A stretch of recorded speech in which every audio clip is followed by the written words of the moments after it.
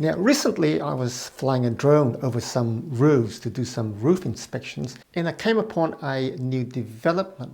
Now, this is a flat roof, and I love talking about flat roofs in modern houses. And as I flew the drone over this particular development and looked at this roof and how they laid the roof out, I found something really interesting.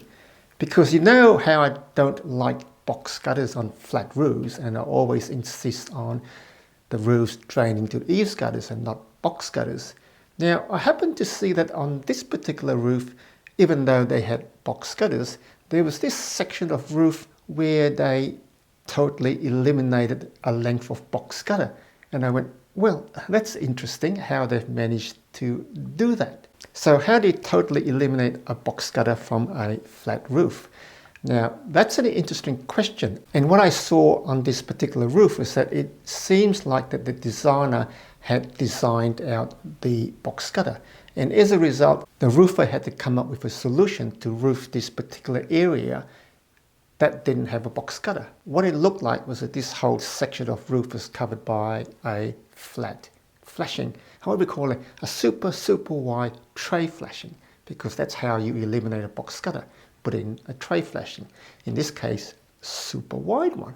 And this got me thinking a little bit, because we come across the need for super wide tray flashings, because when the penetrations get big, then the tray flashings get proportionally a lot wider. And we've come up with a means of designing and installing these super wide tray flashings. And to look at how we do this in detail, we've got a training video here that looks at how we design and approach installing tray flashings. Now, we're going to be looking at tray flashings in here, and specifically the super wide tray flashings. Now, we use tray flashings a lot. We would use tray flashings to go around deck heights, and we would use tray flashings where there's a problem with the joints in the sheets. So there's many areas where we use tray flashings. And the standard narrow tray flashings are very simple to do, and they're not usually problematic. Now, where tray flashings become a little bit of a problem is when they become super wide. For instance, this roof here with these big skylights, you've got to use very wide tray flashings for the skylights. And as a result, these tray flashings have a little bit of a challenge to them. And the challenge is to do with the materials, because the coils that are used to make up flashings for us, they are limited in their width. Now, coils come in all different widths, colour-bond coils, single-loom coils, but the maximum width of a coil supplied by BlueScope is 1200 millimeters. So because of this limitation on a 12 millimeter wide coil, when you have a tray flashing that's wider than 1200 millimeters, you can't have a single width tray flashing. It's got to be done in multiple widths. And the way that is done on this particular roof, the skylights, is that the flashings has been put crosswise. And as you can see here, the skylight is wider than 1200. So as a result, the flashings can't be done in a single length because it's wider than 1200. So what this particular roofer has done is that he has used the 1200 millimeter wide tray flashing crosswise. So it's going across the roof. So as we can see here, the tray flashings are roughly about 1200 millimeters wide going across the roof.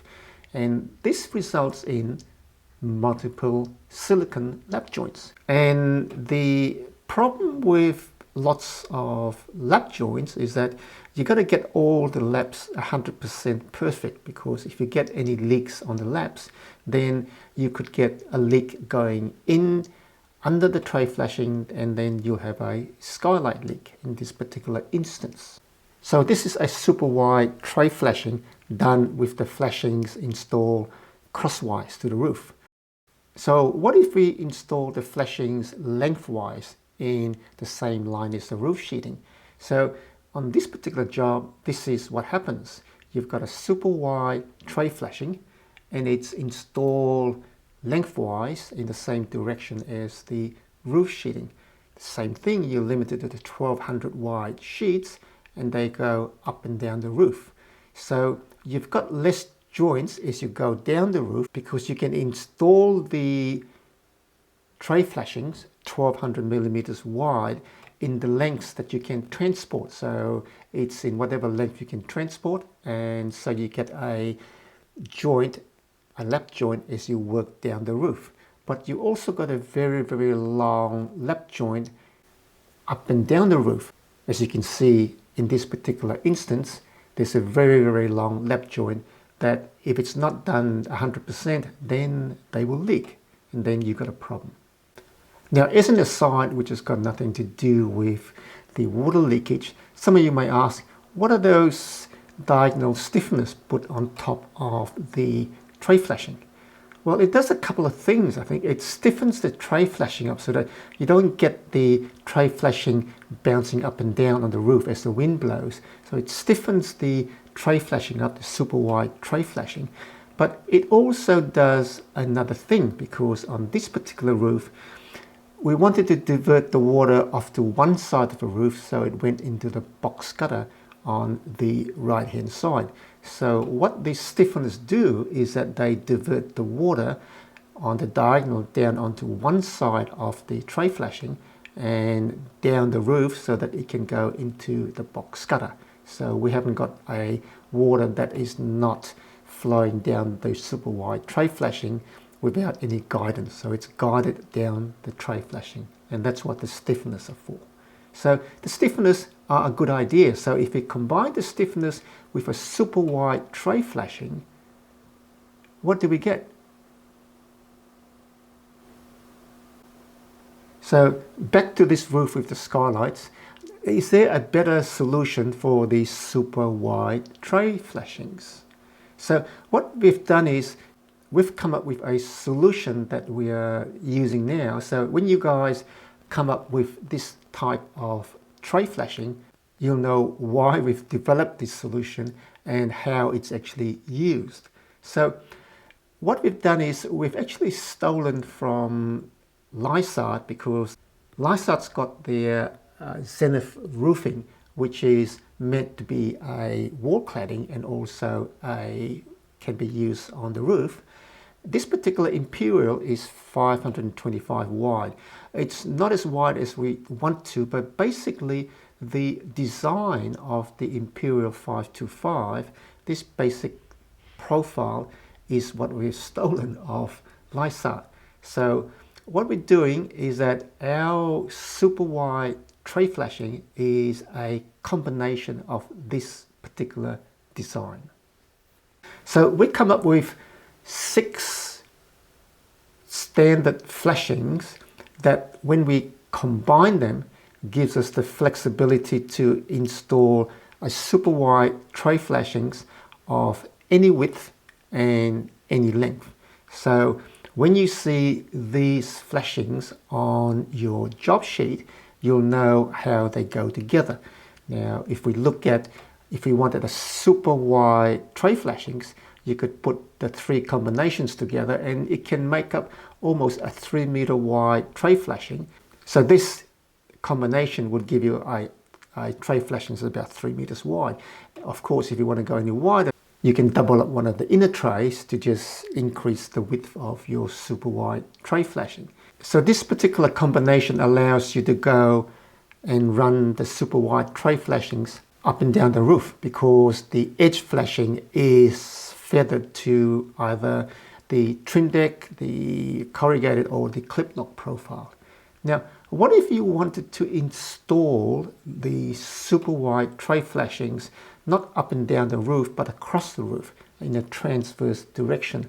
So what you can do is, there are 2 flashings that has the flexibility to be installed on the edges of the super wide tray flashing. And what you do then is that you can put these flashings on the edge. The super wide tray flashings go across the roof, and what you do is you do a side bend, and the side bend can then go on either side of the roof or on both sides, and it will create an apron on the upstream side, or it can do something else on the downstream side. Now, one critical thing to remember when you install these tray flashings in a diagonal or in a transverse direction is that the sequence of laying these flashings really matter. Because what you need to do is you need to always have this particular edge of the roof on the upstream edge. Because this means that if the water is actually deep enough to flow over the edge rib, it doesn't go in through the lap, even though we should seal the lap when we install the flashings. So these 6 standard flashings gives us the flexibility to do any sort of super wide tray flashing in whatever configuration you like. So how does this work in practice? Now, we had this roof here that had a leaking soaker gutter. As you can see, should have been a box gutter there. They didn't put a box gutter in. It was too difficult. So we ended up with a solution of installing a tray flashing, a super wide tray flashing, to eliminate the soaker gutter altogether. So what we decided to do was put the tray flashing in at an angle. And what this does is that it doubles up as the stiffener. On these previous installation we've done, we've just added an angle stiffener on top of the super wide tray flashing. But in this instance, the stiffener is actually incorporated in the tray flashing. And so the tray flashings has got a stiffener that runs at an angle.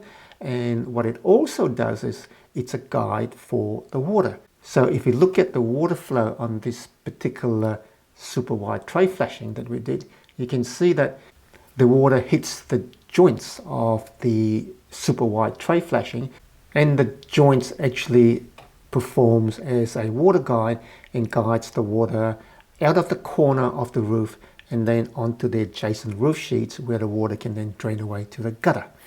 Now, here's another example that we've used this super wide tray flashing, and the question on this job was, how do we eliminate this problematic valley, a very low pitch valley that had a stay right in the middle of the valley? And what we did was we came up with the solution of using the design concept of the super wide tray flashing, and we put 2 pieces of tray flashing together, and that allowed us to totally eliminate the low pitch valley, and that made flashing and waterproofing of this particular awning roof a lot easier. So now if you come on a job and it requires a super wide tray flashing and you get these flashings in your delivery, you now know what to do.